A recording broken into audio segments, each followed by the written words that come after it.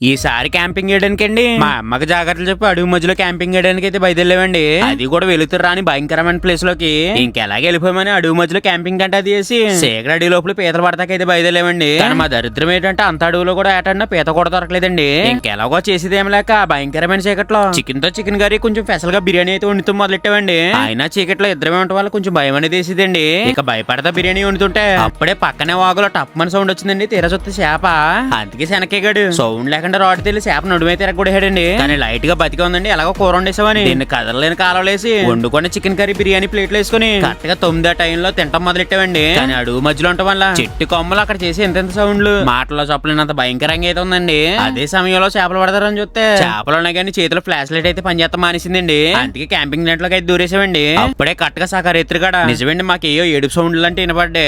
అది ఏటో గానీ తీరా చూస్తే పట్టుకున్న చేపను కూడా తినేసిందండి. మరి నక్కలో బావురు పిల్లో గానీ